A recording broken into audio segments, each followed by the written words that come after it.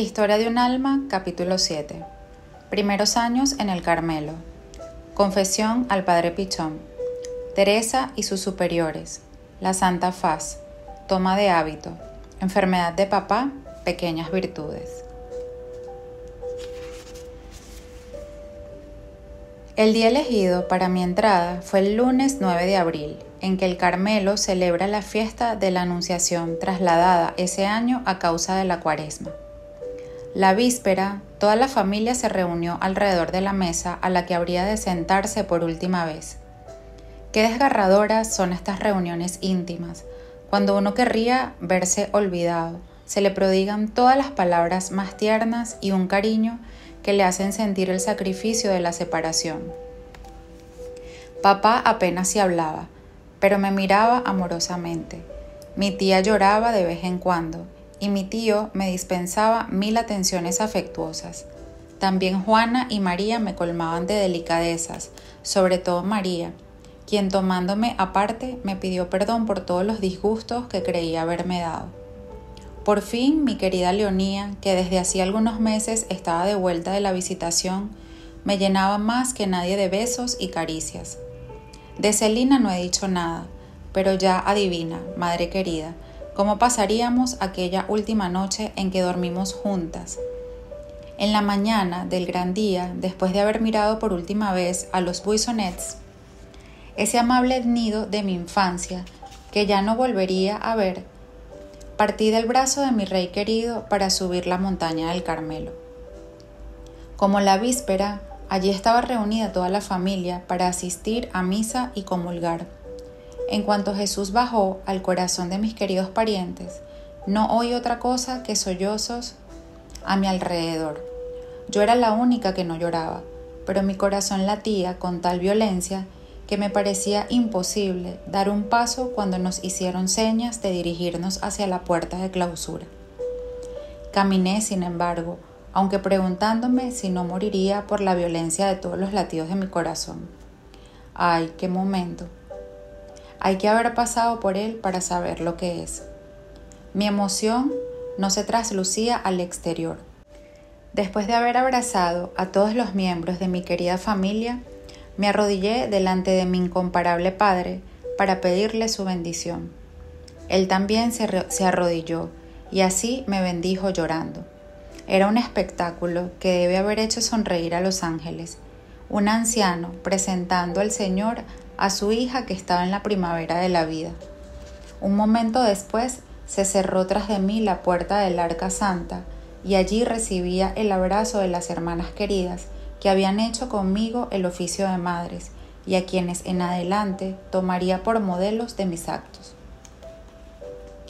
Por fin quedaban cumplidos mis deseos.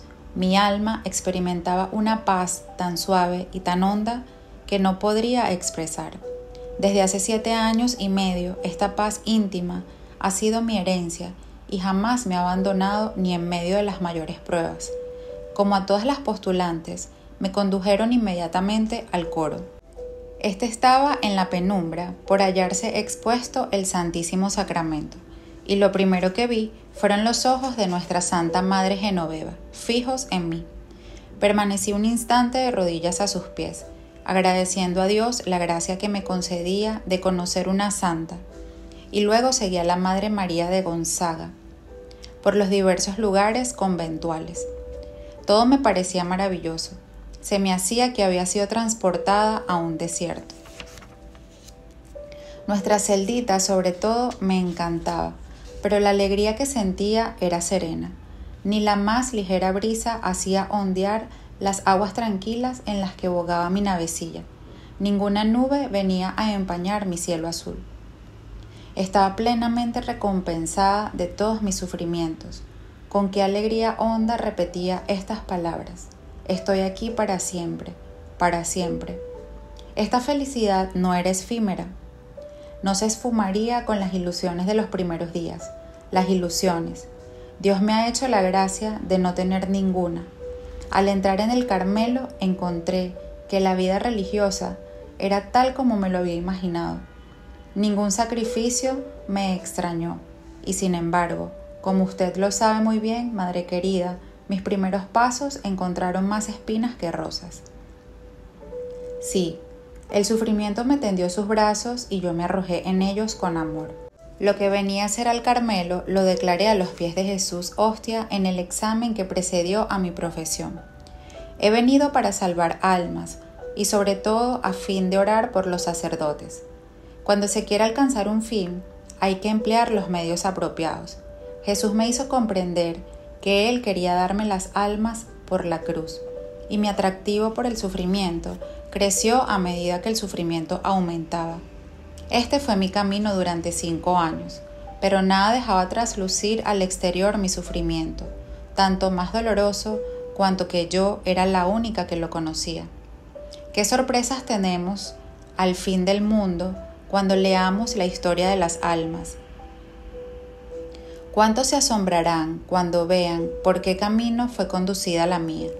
Tan cierto es esto que 2 meses después de mi entrada, el padre Pichón, que había venido para la profesión de Sor María del Sagrado Corazón, se sorprendió ante lo que Dios obraba en mi alma y me dijo que la víspera, al verme rezar en el coro, creyó que mi fervor era infantil y mi camino muy suave.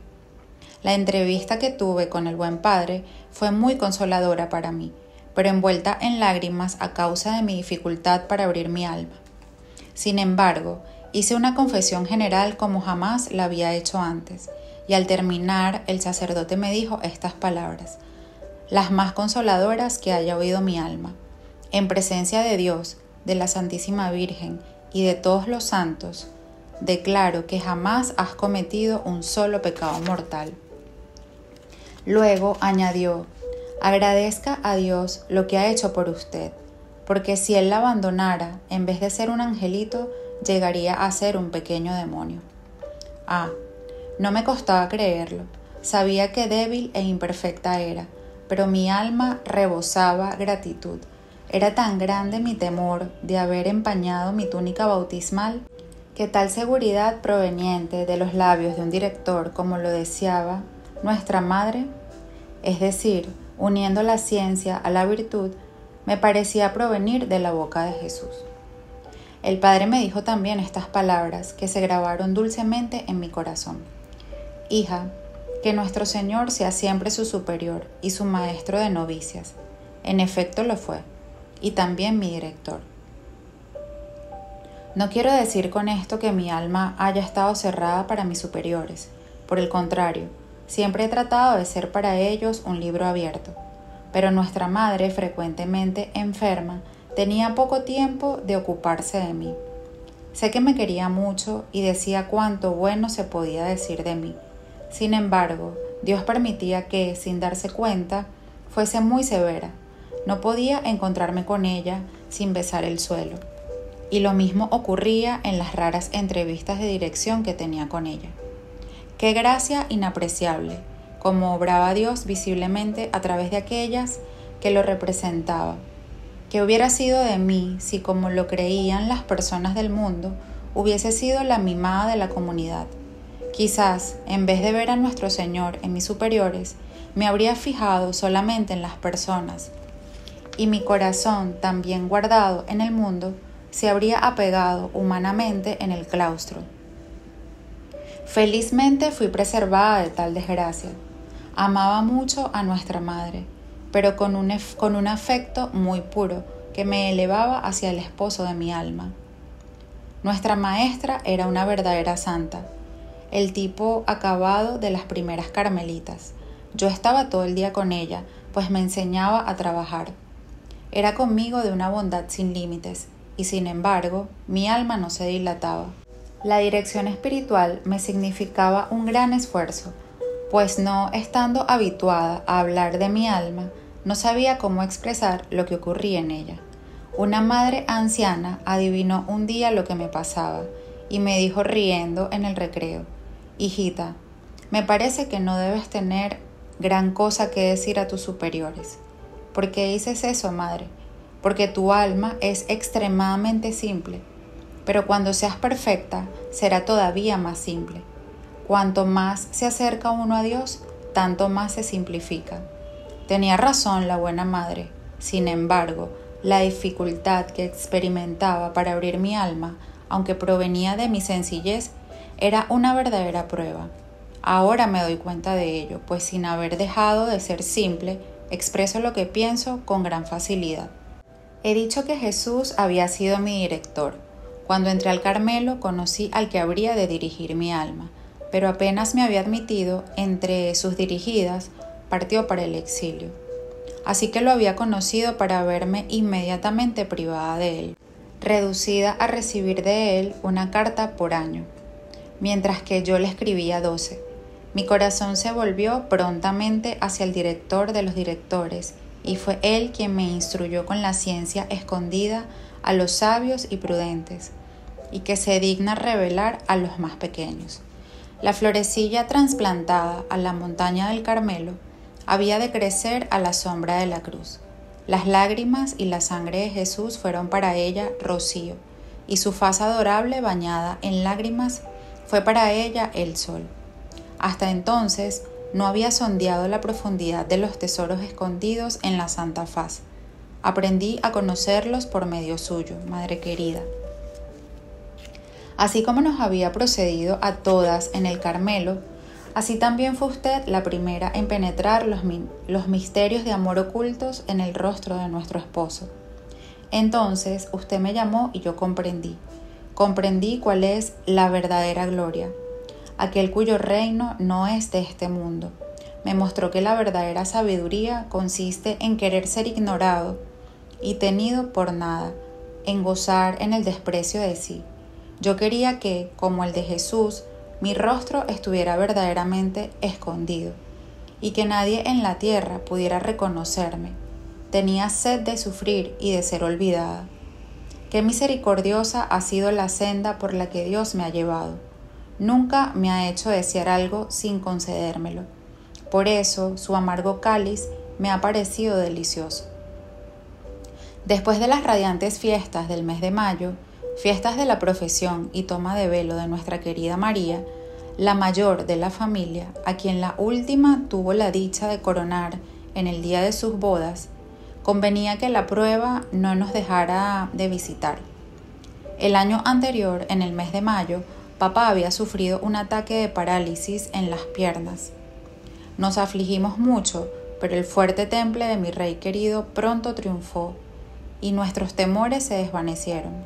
Sin embargo, durante el viaje a Roma, notamos más de una vez que se fatigaba fácilmente, que no estaba tan jovial como de costumbre, pero lo que había notado especialmente eran los progresos de papá en la perfección.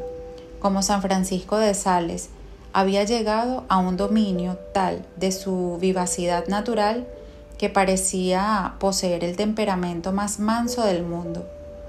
Parecía que las cosas de la tierra apenas lo rozaban y fácilmente sobrepasaba las contrariedades de esta vida. En fin, Dios lo anegaba en consuelos. Durante sus visitas diarias al Santísimo Sacramento, frecuentemente sus ojos se llenaban de lágrimas y su rostro irradiaba una bienaventuranza celestial. Cuando Leonía salió de la visitación, él no se afligió. Nada reprochó a Dios por no haber escuchado sus plegarias en favor de la vocación de su querida hija, y hasta partió a buscarla con cierta alegría. Con cuánta fe aceptó papá la separación de su reinecita. La anunciaba en estos tiempos a sus amigos de Alencón.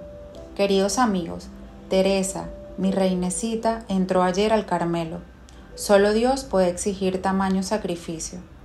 No me compadezcan, pues mi corazón sobreabunda de gozo. Era tiempo de que tan fiel servidor recibiera el premio de sus trabajos. Era justo que su salario se pareciera al que Dios dio a su Hijo único, al Rey del cielo. Papá acababa de ofrecer a Dios un altar, y él mismo fue la víctima escogida para ser inmolada, en él junto con el Cordero Inmaculado.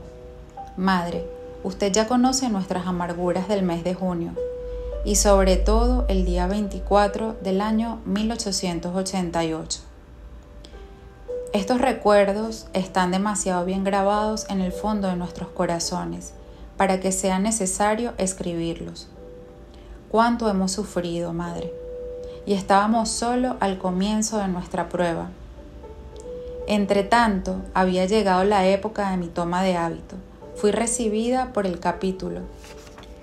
Pero, ¿cómo pensar en una ceremonia? Ya hablaban de darme el santo hábito sin hacerme salir. Pero se decidió esperar.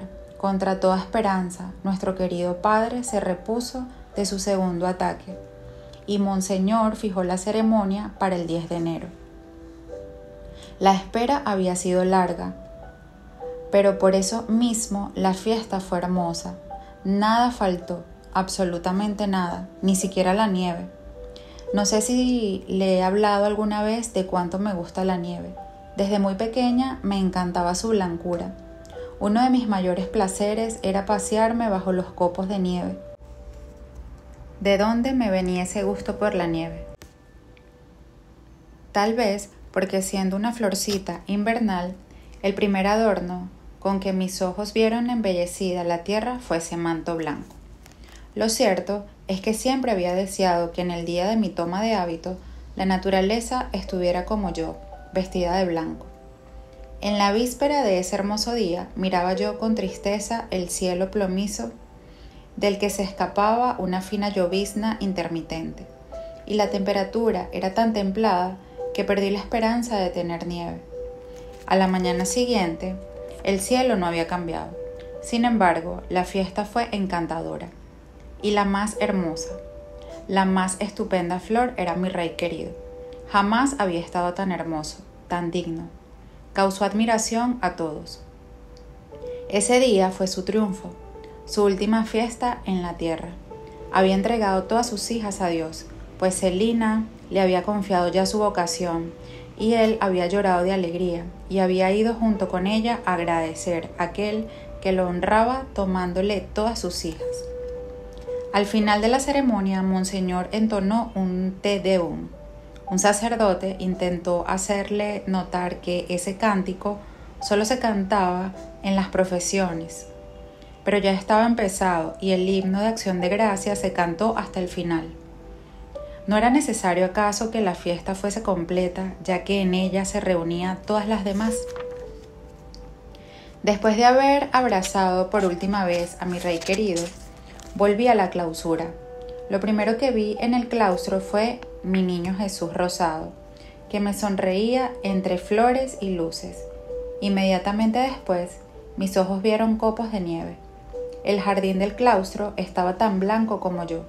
Qué delicadeza la de Jesús, respondiendo a los deseos de su pequeña prometida. Le regalaba nieve.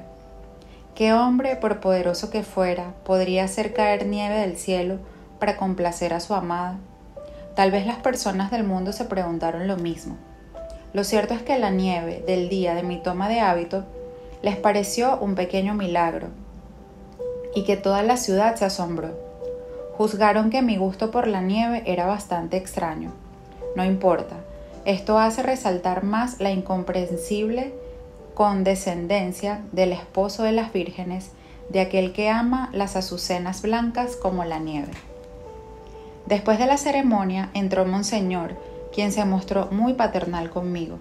Estoy segura de que estaba orgulloso de ver que yo había alcanzado lo que deseaba. Decía a todos que yo era su hijita. Desde ese día, cada vez que volvió su excelencia, se mostró muy bueno conmigo. Recuerdo sobre todo su visita con ocasión del centenario de nuestro padre San Juan de la Cruz. Me tomó la cabeza entre sus manos, me acarició. Nunca me había visto tan honrada. Al mismo tiempo, Dios me hizo pensar en las caricias que me prodigará el día de los ángeles y de los santos, de las que me daba ya en este mundo. Una débil imagen, y por eso mi consuelo fue muy grande. Como lo acabo de decir, la jornada del 10 de enero fue el triunfo de mi rey. Lo comparo a la entrada de Jesús en Jerusalén, el día de los Ramos.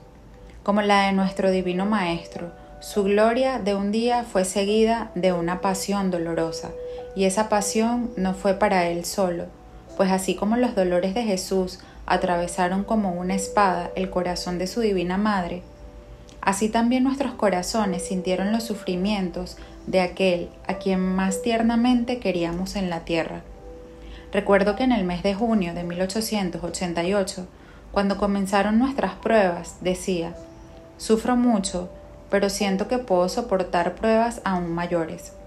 No pensaba entonces en las que me estaban reservadas.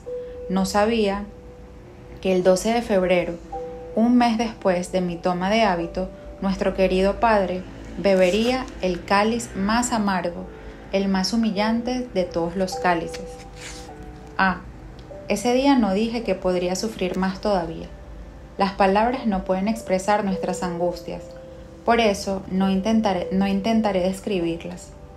Un día, en el cielo, nos gustará hablar de nuestra gloriosa prueba. ¿No estamos ya felices de haberla sufrido? Sí, los 3 años del martirio de papá me parecen los más preciosos, los más fructuosos de nuestra vida. No los cambiaría por todos los éxtasis y revelaciones de los santos. Mi corazón desborda de gratitud al pensar en ese tesoro inestimable que ha de provocar una santa envidia a los ángeles de la corte celestial. Mi ansia de sufrimiento estaba colmada, pero mi atractivo por él no disminuía. Por eso mi alma pronto compartió los sufrimientos de mi corazón. La sequedad era pan cotidiano, y sin embargo, privada de todo consuelo, era la más feliz de las criaturas, puesto que todos mis deseos estaban satisfechos.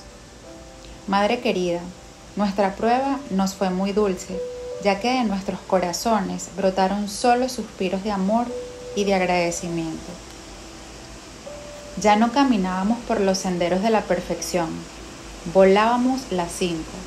Las 2 pobrecitas exiladas de Caen, aunque estaban en el mundo, ya no eran del mundo. Qué maravillas obró esa prueba en el alma de mi Celina querida.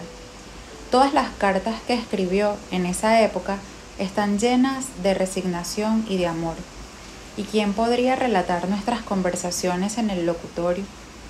Lejos de separarnos, las rejas del Carmelo unían más fuertemente nuestras almas. Teníamos los mismos pensamientos, los mismos deseos, el mismo amor a Jesús y a las almas. Cuando Celina y Teresa hablaban, jamás se mezclaba una sola palabra de las cosas de la tierra en sus conversaciones, que eran ya totalmente del cielo. Como en otros tiempos, en el mirador, soñaban con las cosas de la eternidad, y para poder gozar pronto de la felicidad sin fin, acogían acá abajo como única herencia el sufrimiento y el desprecio. Así transcurrió el tiempo de mi noviazgo. Qué largo fue para la pobre Teresita. Al cabo de 1 año, nuestra madre me dijo que ni pensara en solicitar la profesión, pues ciertamente el Padre Superior rechazaría mi petición. Debía esperar 8 meses más. En el primer momento me resultó muy difícil aceptar este gran sacrificio, pero pronto se hizo la luz en mi alma. Meditaba entonces los fundamentos de la vida espiritual del Padre Surín. Cierto día, durante la oración, comprendí que con mi deseo tan vivo de hacer la profesión se mezclaba un gran amor propio, puesto que me había entregado a Jesús para complacerlo, para consolarlo. No debía obligarlo a hacer mi voluntad, en lugar de la suya. Comprendí también que una prometida debía estar adornada para el día de sus bodas, y yo nada había hecho en ese sentido. Entonces le dije a Jesús: Dios mío, no te pido pronunciar los santos votos, esperaré tanto cuanto quieras, solo que no quiero que mi unión contigo quede diferida por mi negligencia, y por eso voy a poner todo mi empeño en prepararme un vestido ornamentado de piedras preciosas.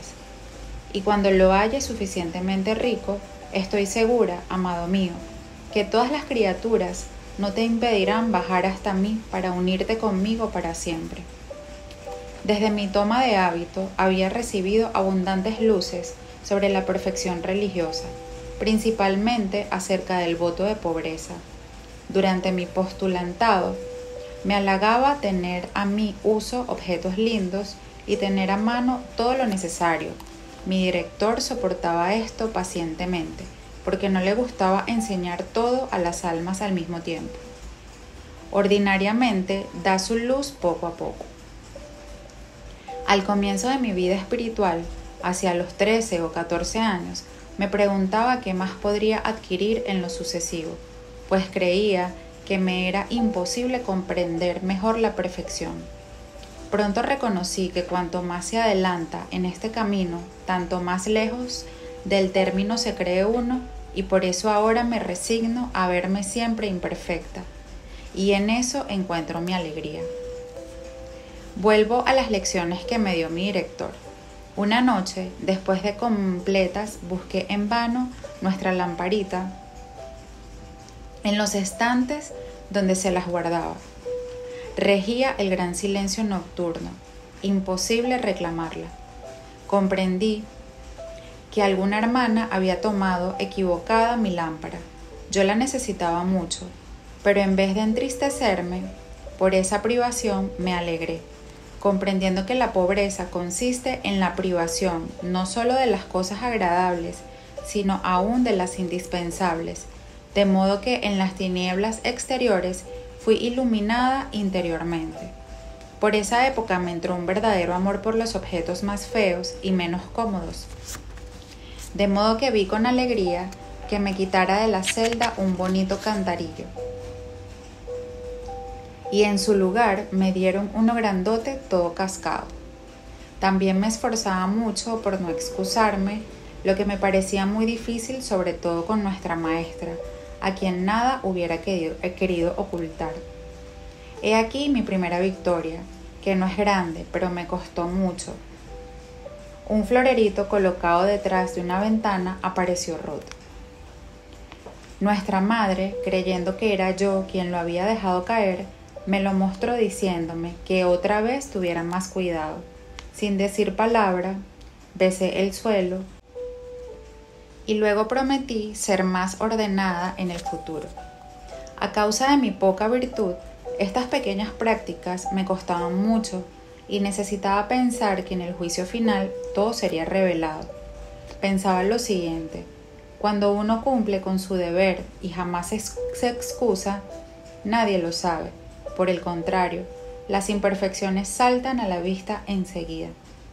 Me aplicaba sobre todo a practicar las virtudes pequeñas, ya que no tenía facilidad para practicar las grandes. Por ejemplo, me gustaba doblar las capas que quedaban olvidadas y prestar a las hermanas todos los pequeños servicios que podía. Me fue dado también un gran amor por la mortificación. Y este amor fue tanto más grande cuanto no se me permitía hacer nada para satisfacerlo. La única pequeña mortificación que acostumbraba a hacer en el mundo y que consistía en no apoyar la espalda cuando estaba sentada me fue prohibida a causa de mi propensión a encorvarme. Ay, mi ardor no habría durado mucho, sin duda, si se me hubiera permitido hacer muchas penitencias. Las que me eran concedidas sin que yo las pidiera consistían en mortificar mi amor propio, lo que me era mucho más provechoso que las penitencias corporales. El refectorio, que fue mi empleo inmediatamente después de la toma de hábito, me ofreció más de una ocasión de poner mi amor propio en su lugar, o sea, por el suelo. Es verdad que era para mí un gran consuelo compartir esta ocupación con usted, madre querida, y poder contemplar de cerca sus virtudes, pero esta misma cercanía era motivo de sufrimiento, pues no me sentía libre como antes de contarle todo. Había que observar la regla, no le podía abrir mi alma. En fin, estaba en el Carmelo y no en los Boissonets, en la casa paterna. Entretanto, la Santísima Virgen me ayudaba a preparar el vestido para mi alma, y en cuanto estuvo preparado, los obstáculos desaparecieron solos. Monseñor me envió el permiso que yo había solicitado. La comunidad tuvo bien a recibirme y mi profesión fue fijada para el 8 de septiembre. Todo cuanto acabo de escribir, en pocas palabras, exigiría muchas páginas de detalles, pero esas páginas jamás se leerán en la tierra. Muy pronto, mi querida madre Le hablaré de todas estas cosas en nuestra casa paterna, en el hermoso cielo por el que suspiran nuestros corazones. Mi vestido de bodas estaba listo, realzado por las joyas antiguas que me había dado mi prometido. Pero esto no bastaba a su liberalidad. Quería regalarme un nuevo diamante con innumerables luces. La prueba de papá era, con todas sus dolorosas circunstancias, las joyas antiguas, y el nuevo fue una prueba en apariencia muy pequeña, pero que me hizo sufrir mucho. Desde hacía algún tiempo, nuestro pobrecito papá se encontraba un poco mejor, y lo hacían salir en coche, y hasta se hablaba de hacerlo viajar en ferrocarril para que viniera a vernos. Naturalmente, Celina pensó enseguida que la fecha elegida debía ser la de mi toma de velo. Para que no se fatigue, decía ella, no lo haré asistir a todas las ceremonias, sino que solo al final iré a buscarlo y lo conduciré lentamente hasta la reja, a fin de que Teresa reciba su bendición. ¿Cómo reconozco en esto el corazón de mi Celina querida? Cuánta verdad hay en aquello de que el amor jamás encuentra pretexto de imposibilidad, porque cree que todo lo puede y le conviene. La prudencia humana, por el contrario, tiembla a cada paso y, por decirlo así, no se atreve a apoyar el pie. Dios, que quería someter a prueba, se sirvió de ella como un instrumento dócil, y el día de mi boda estuve realmente huérfana, sin padre en la tierra, pero pudiendo mirar al cielo con confianza y decir con toda verdad, Padre nuestro que estás en el cielo.